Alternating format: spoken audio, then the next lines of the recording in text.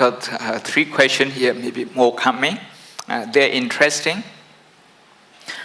But some of them, they will be answered automatically during the course of 1 or 2 sessions tomorrow. The first question, may I know who is the irritating one? Is it you or me?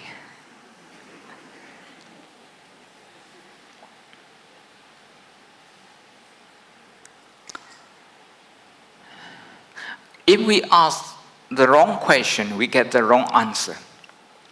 The answer is always led by the question.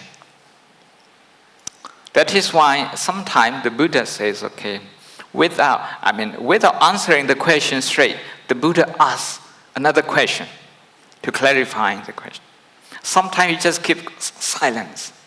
He didn't answer the question. Sometimes he answers straight. Who is the irritating one? Now we are looking at the irritating situation as you and me. I cause you to be irritated, or you cause me to be irritated.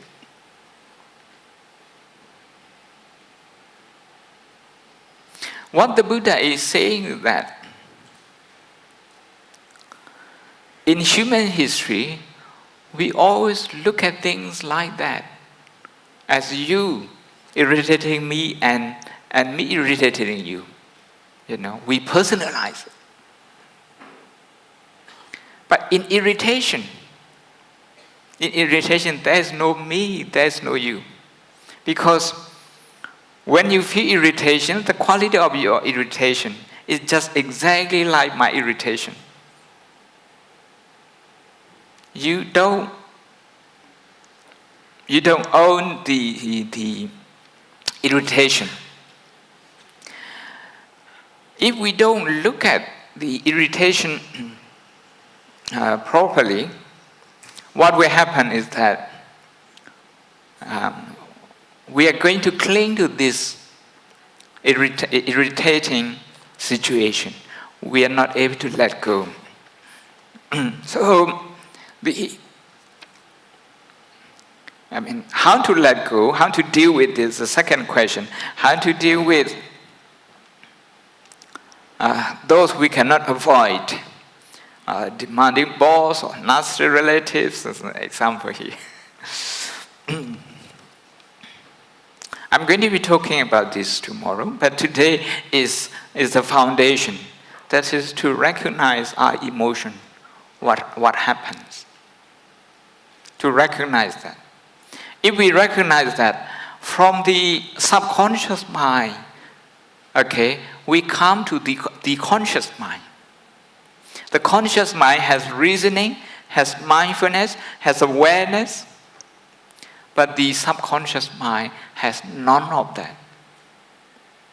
So what we train ourselves in a very brief session, in a very brief sitting today is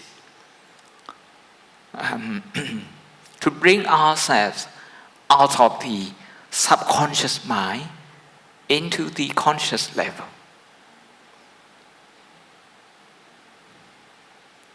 This is irritation. To look at irritation as an impersonal element. Whether your boss is irritated or you're irritated, that irritation is the same. Then, if you cannot avoid them, now I'm jumping, what I'm going to say tomorrow. If you cannot avoid them, the first you can do is not to go into the emergency mode. Instead, to preserve your energy and to deal with this situation properly.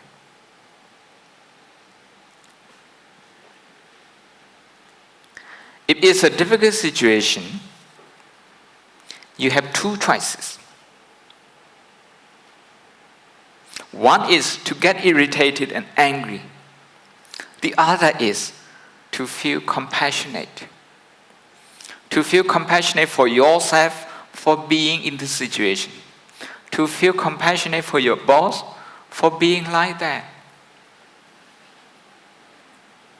for not being a lovely person, for not being a lovely boss.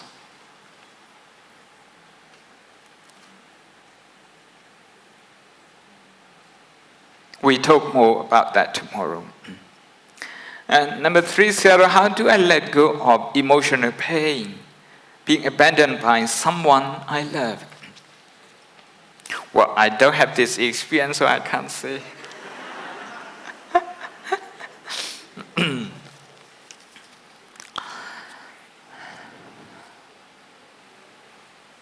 One monk from Burma, Sarah Shinsekinta, tells one of her students, someone has abandoned you.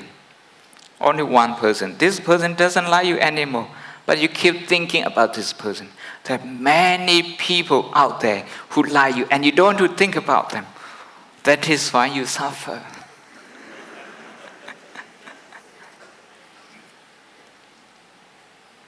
Ajahn Brahm usually says his analogy, one brick and 999 bricks, you keep thinking about one brick. This is about emotional problem. By thinking about one brick, you go into the emergency mode. It has its own energy, so you cannot come out of that easily. So the first thing is to use mindfulness to recognize that, okay, now I am multiplying this one brick. Somebody who doesn't like you, just one person. Now, because you keep thinking about this person very often, now you have many people who don't like you. You feel like that, as if the whole world doesn't like you.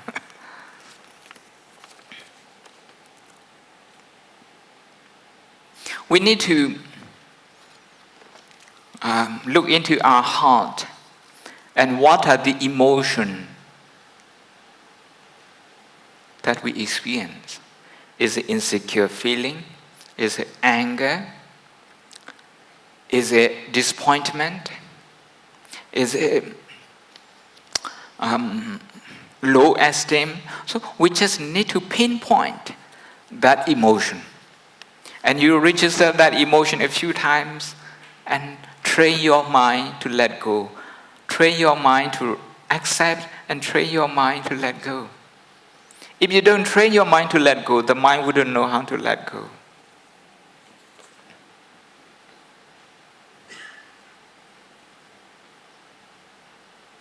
How do I help a person who is close to you and always in emergency mode?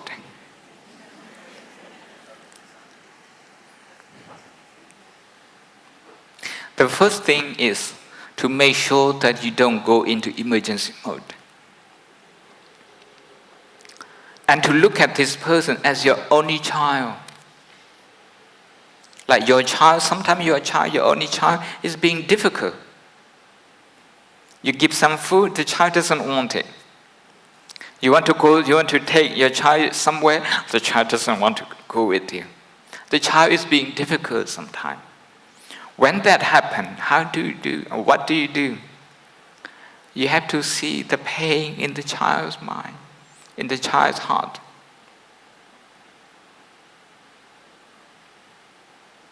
In the same way, visualize this person, okay? By yourself, visualize this person who is in emergency mode. Visualize the person as if he or she is your only child. And trying to feel their pain. So next time, when you meet them, you will be at ease. And you might just, as for influence them. During the Buddha's time, Angulimala, somebody who killed more than 900 people, he was in emergency mode. And everyone who came across him, they also straight away went into emergency mode. They fear him. Even the king ran away. An army ran away. The Sutta, Angulimala Sutta, describes that people go in a group, 20, 30, 40, 50, but they still can't escape Angulimala. Because he was an emergency mode, that's why he was very powerful. Then when the Buddha went to meet him, the Buddha was not responding in kind. The Buddha was not in emergency mode, unlike the other victims. That is why Angulimala realized that he was in emergency mode and he came out of that straight away.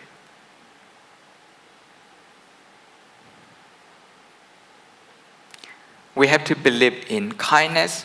We have to believe in mindfulness, that it can transform us, it can transform people.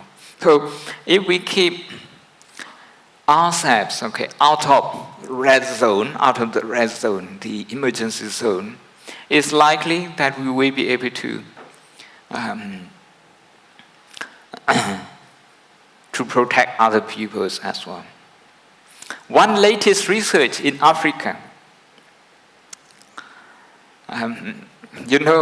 the Maasai, the tribe, very often the lions would come and kill their animals, their buffaloes and cow like that. But the lions wouldn't do that. If they look at if the cows look at them, look at their face straight, meaning the predator, they rely on surprise.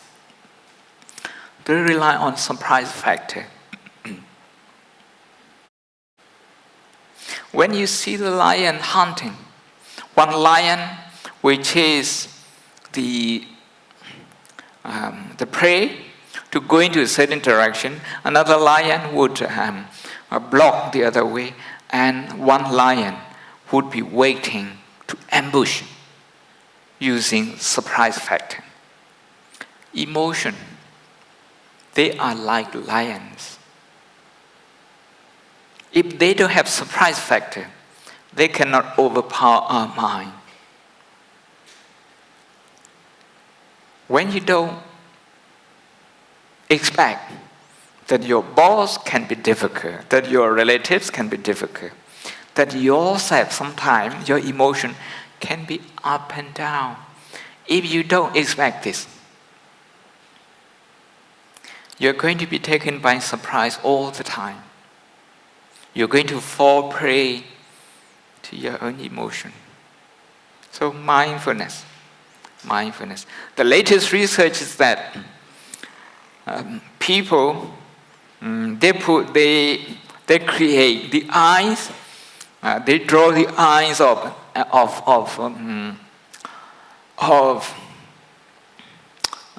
cow or buffalo, and they put them on the bum of the cow. So when the lions, was trying to hunt those animals, when they saw the artificial eye, they just give up. This is the nature of emotion. Surprise factor is called in Pali avijja or moha. That's ignorance. So if you raise your awareness, if you practice awareness, then there will be no surprise. Then the emotion, negative emotion, they won't be as powerful.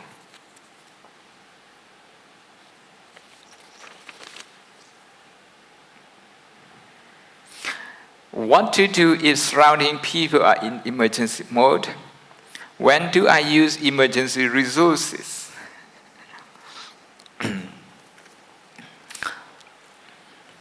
The best is to preserve your emergency resources to life and death situation.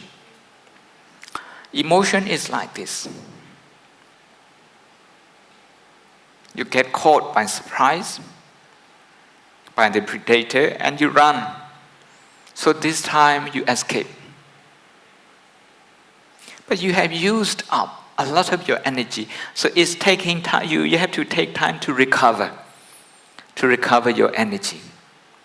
This time you recover. But you are not aware that you are in the jungle. You are not aware. You start to relax. And all of a sudden, wild animals, they come out of nowhere. And you have to run again. At this time, you escape also. But it takes longer for you to recover, physically and mentally. If you have to run for the third time, for the fourth time, on the same day, you're in emergency mode, at the traffic light, at a parking space, at work, and once somebody calls you when you're working, or when somebody doesn't call you when you're expecting. You're in emergency mode many times a day. If that happens, it will take a lot of time for you to recover.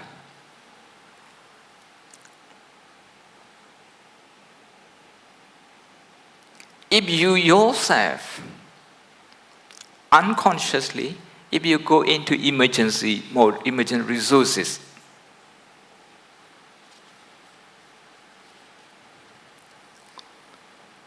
you're going to find it difficult to use the people around you who are affected in the same way. Yes, if there's a fire here, so we all have to run out. That's emergency mode.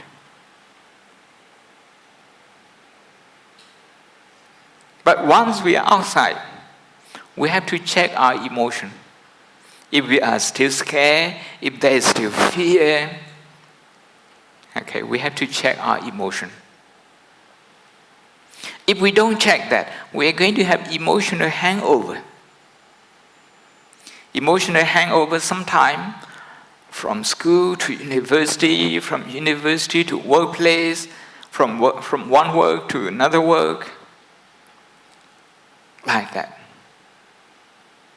Then when that happened to us, our heart is not spacious. We are not accommodating. We cannot be generous. We cannot be understanding. So the first is to relate to our own emotion, to connect with yourself in a way that would bring yourself from the red zone into the green zone, from the emergency zone to the non-emergency zone. To recognize the situation. Once that's done, then we can try to relate to other people's pain and joy. That's what we are going to do tomorrow. We do some exercise. We'll be trying to relate to other people's pain and their strength, their joy, their joyful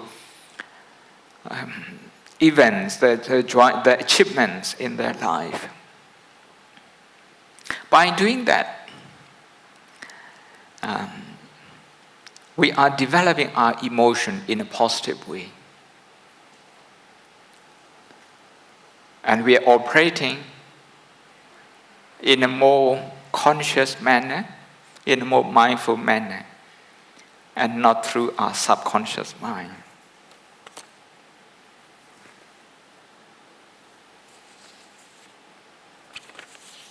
I think we have run out of all the questions. Oh, you have more? I can talk until morning. I forget that I'm on a wheelchair.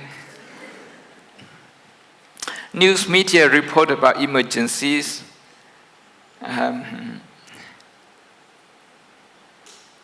profession and to be adversarial. How can we get journalist profession tend to be adversarial? How can we get journalists out of the emergency mode? So we don't feel pessimistic of the future.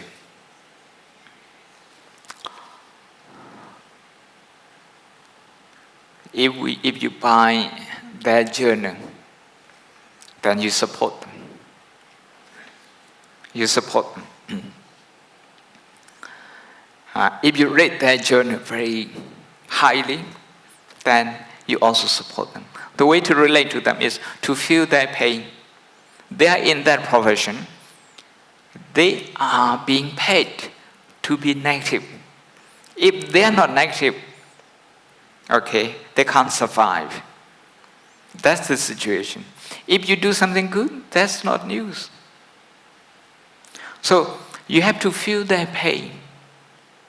You have to feel their pain. And try to think of, the positive thing by yourself, in yourself, and in the people around you.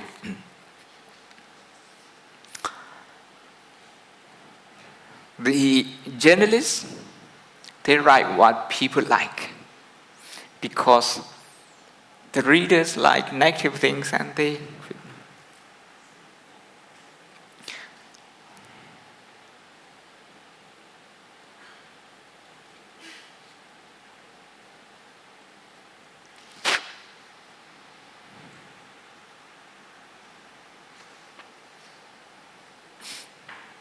You complete the sasana degree in 1 year. This a degree that usually takes 3 years. How do you handle pressure? How did you not use your emergency resources? Well, when I was younger, I used my emergency resources very often. We compete each other. I was studying in Bago in Burma, and we have mock exam every week. Mock exam, and after we sit exam, and after maybe 3 or 4 hours, the results is out, and we go and check whether I'm in number 1, number 2, number 3, number 4, like that. If somebody you are competing with, is above you, now you go into emergency mode. That happens. That happened. But that didn't happen to me anymore when I went to Oxford. Oxford was a very competitive place. People are very tense. Very tense. You ask them what you're working on, what you're researching on. This question can be very offensive. They don't want to tell you. If you say, how many chapters you have written? Now you are being very nosy. People feel very insecure. So I was asked one day, so how do I cope with it? I said, wow, it's a beautiful place. A beautiful place. I see many wonderful people, many bright people. During my doctoral years, and I have never seen anyone who knew only 2 languages. Usually more. If you know maybe about 3 languages, that's very normal. Very normal. My professor knew 8 languages. Equally, he can speak, he can write, he can give a lecture in any of them.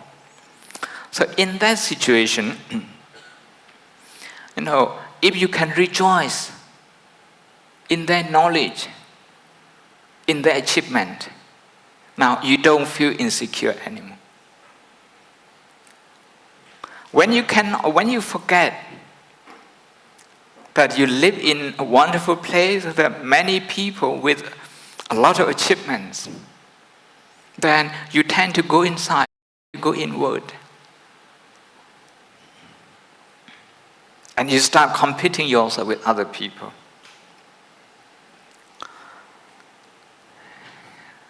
Whenever I heard that somebody has completed a PhD, I make a point to rejoice in that. In my meditation, I made a point. Because I knew how difficult it was. And the person now has done that, has completed that. That's something to celebrate. So we have to connect with other people's pain, other people's joy. Sometimes when you think you are having a hard time in the school, at the university, look at other people.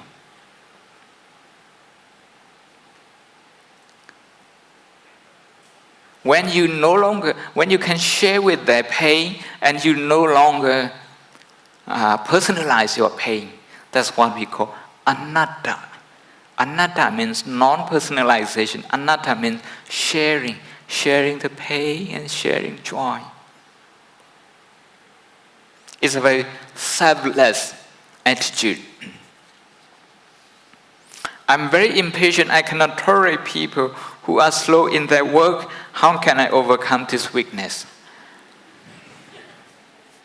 You have already made a very good start. You know yourself that's impatient. Now, you need to have the right attitude toward this impatience. Don't look at impatience as your enemy. If you look at the impatient as your enemy, you're going into the fighting mode.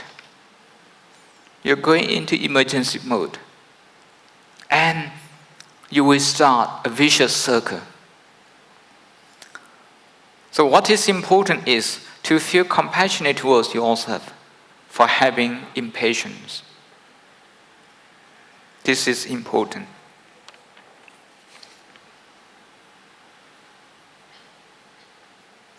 Most of emotion occur due to our past experiences, which are going to dictate our present or future events. How are we going to get rid of the influence from the past experience? I have given a talk on this, a long talk, about reconciling with our inner child.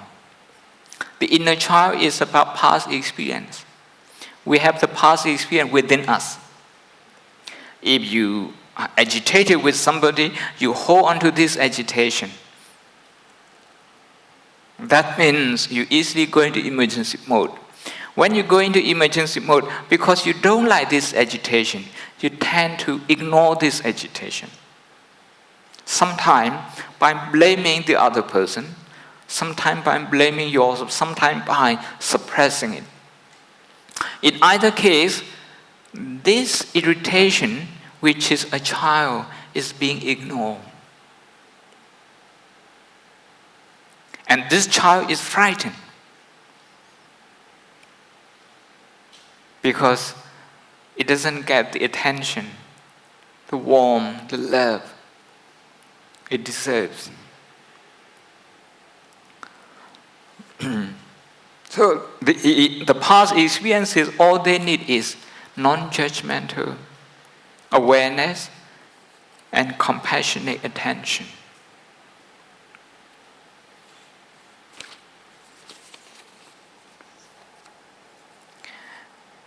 Maybe we don't have time anymore.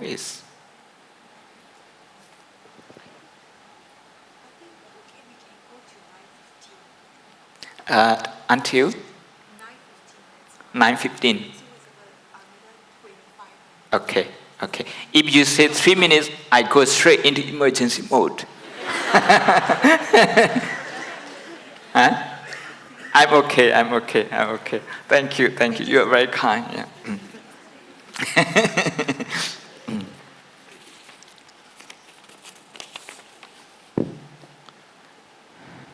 Should I show pity for people who are not nice? Should I ask them to be nicer? Nicer is a brand from Taiwan. Or should I leave them alone? Is letting go always the best choice? Signature, anonymous.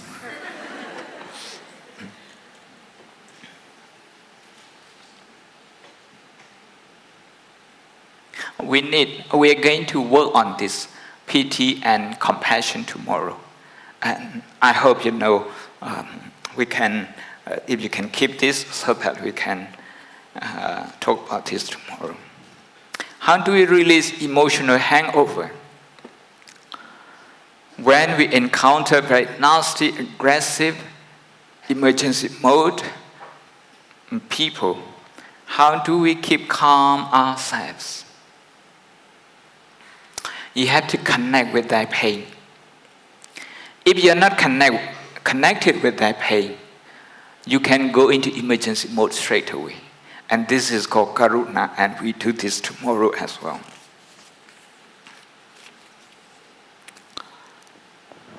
What should we think in our last moment before we die? I have never experienced this, so I don't know.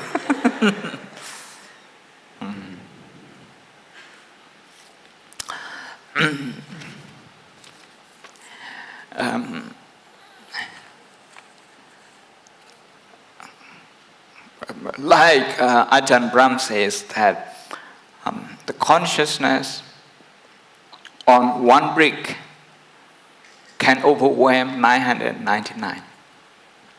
And this is where the practice comes in. Not to go into emergency mode, but emergency means you ignore the one brick. You don't deal with this properly, emotionally. You don't accept the imperfection. You don't tell yourself, it's okay. It's okay. I tell myself, it's okay to have pain. It's okay to have pain. It's okay to have broken your foot. It's okay. Otherwise, if you don't reassure your subconscious mind, you can easily go into emergency mode.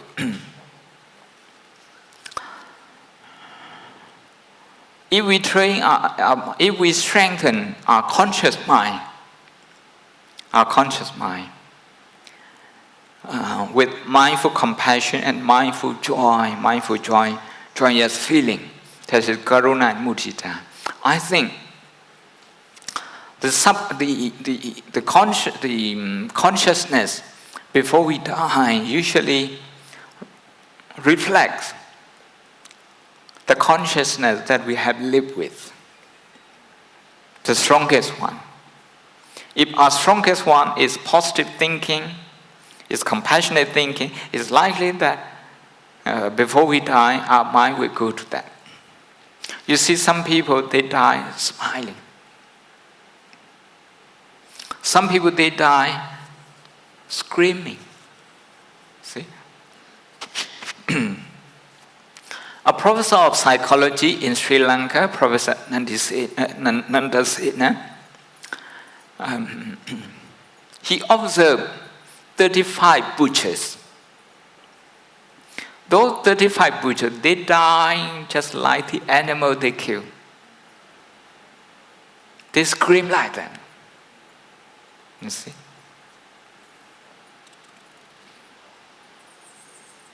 How can one train the mind to let go a betrayal of trust or being cheated in our relationship, especially if the other party did not think so? One party views it. Okay, now you cross this. I shouldn't read it.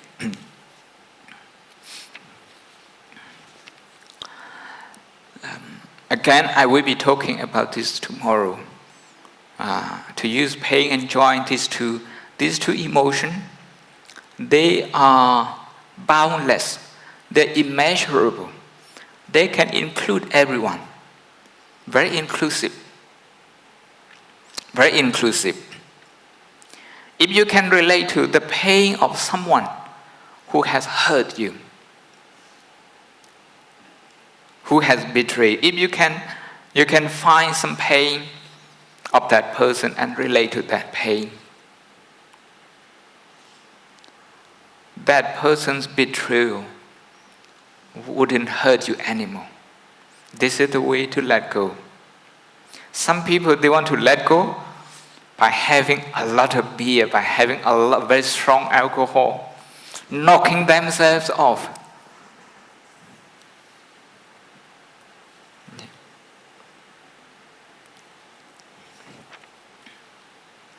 How can we maintain mindfulness? Very easy. Mindfulness is the easiest thing in the world, I like to claim these days. You can't really do anything in 10 minutes except mindfulness. But mindfulness, if you practice 10 minutes, you get for 10 minutes. If you invest for 1 hour, you get for 1 hour. But you are going to learn a computer, 10 minutes, you don't learn anything. Engineering, you learn nothing in 10 minutes. Driving, you learn nothing. Arranging flowers, 10 minutes, not enough. Nothing is possible in 10 minutes. Only mindfulness is possible. So ask yourself, okay, how much you have invested in mindfulness?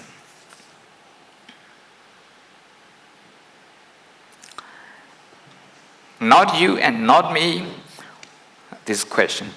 What the difference between memory, the things in daily life? There's in Burmese also. Sarapya Myamalu Mera Pu Aya Pare. Tadi Ayan count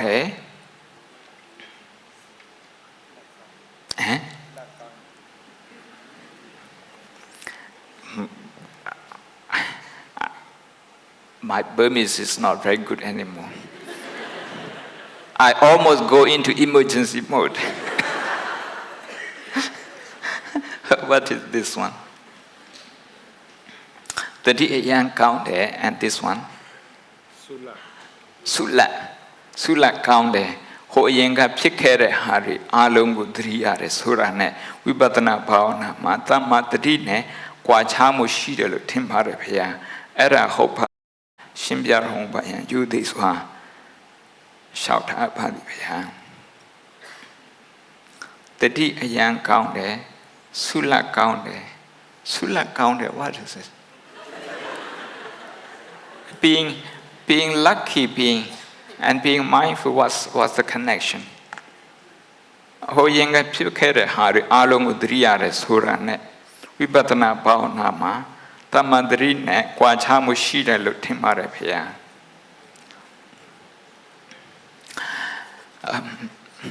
I think the question now, I'm just guessing. I don't get the question 100%.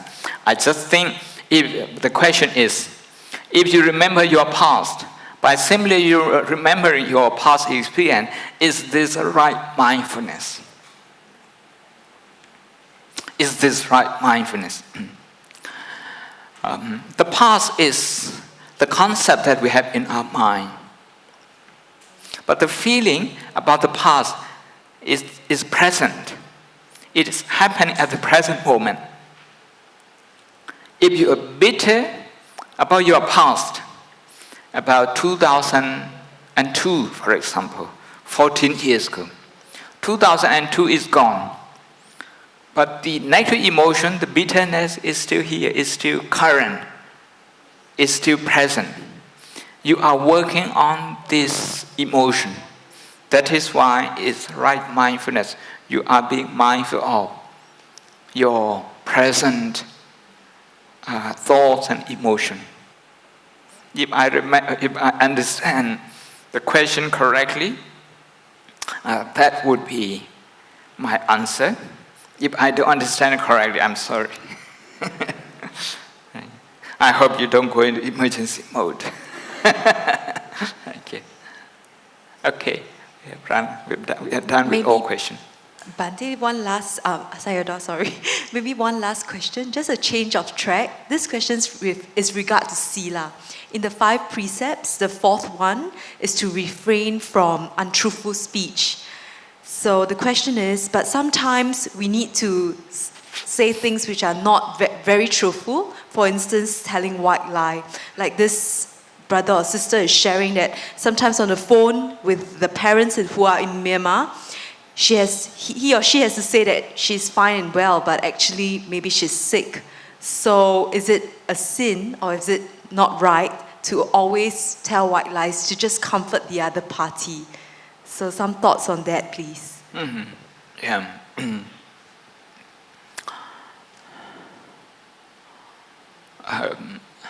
It takes a lot of effort to get our communication right, to make it ethical. I was asked by a professor at Oxford who works on freedom of speech. He has never heard of right speech.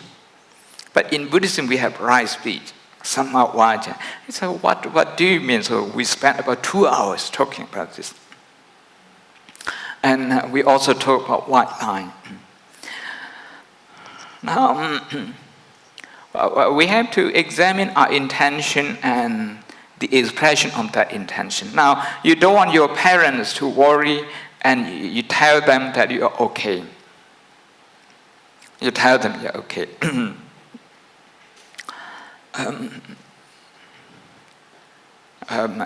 Because parents, once they have got negative news, they live with that for a long time. They can't digest that very easily.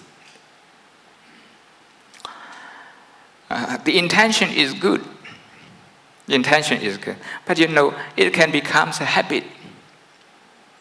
It can become a habit, for ourselves and also other people.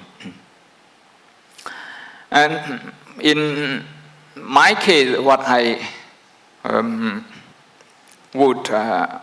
would say is that I would tell them maybe some of the problem, not all the problem. Some of the problem I would tell them, okay, I have this, but I have this answer, I have this solution, so I'm okay. Something like that. That might help them.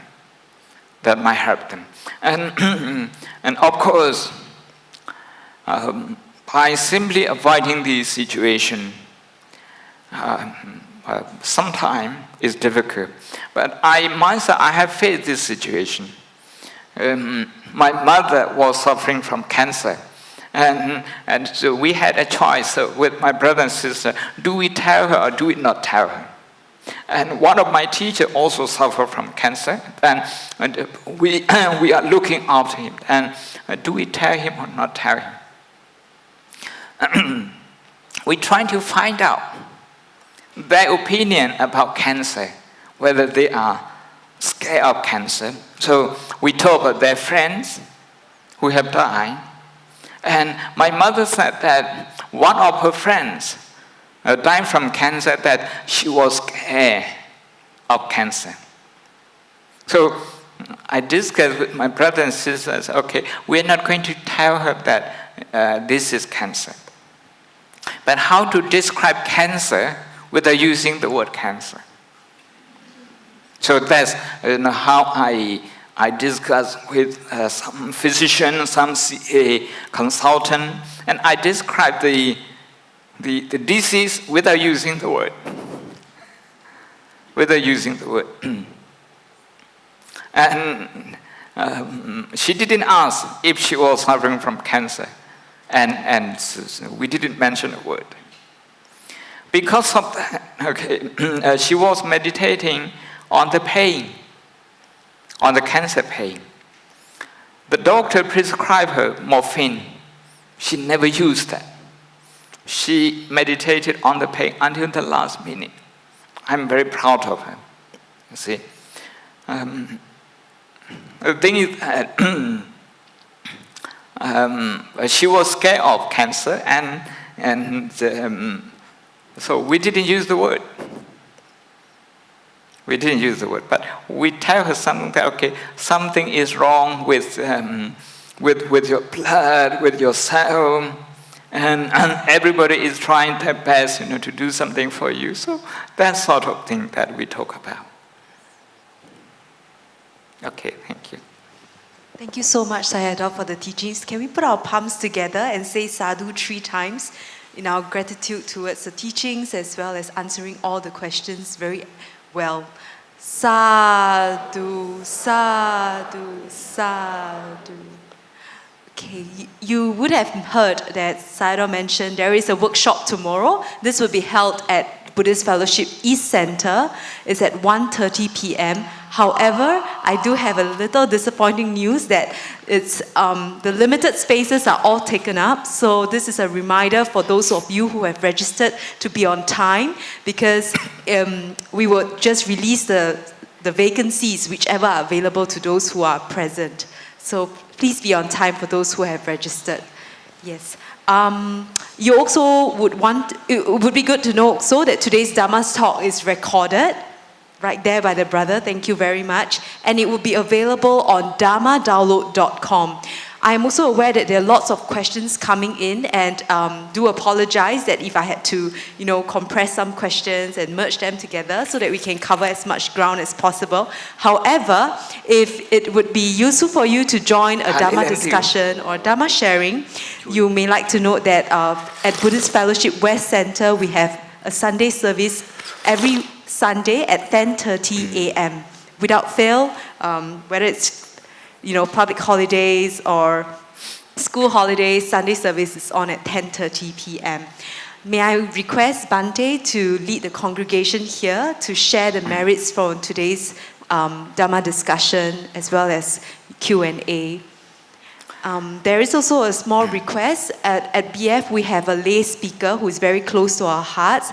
However, his eldest daughter, is very sick. So we want to dedicate the merits to Sister Su Mei. So we dedicate our merit to our loved ones, starting from our parents and teachers and friends, including our members who is not well. To do that, we need to connect with the good thing that we have just done. You all have made a lot of effort to be here this evening. The Buddhist Fellowship has put in a lot of effort and program practices over many years for many people. The same as Dhamma Download and many other people in your own way. And now we are going to share those positive thoughts, good thoughts, joyful thoughts with all beings. Idang no nyatinang hotu sukhita huntu nyatayo. Idang no nyatinang hotu sukhita huntu nyatayo. Idang no nyatinang hotu sukhita huntu nyatayo. Yatha variva apura paripurenti. Sakalang evam eva ito tinang petanang upakapati. Echitang patitang tunghang kipam eva samejatu. Sape purentu sankapa chanto panaraso yata. Mani joti raso yata.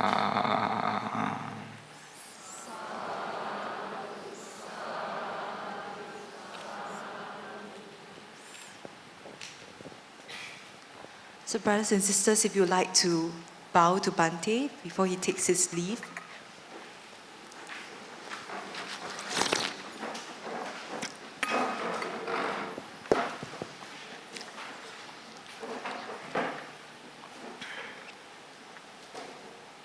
Thank you. Good night.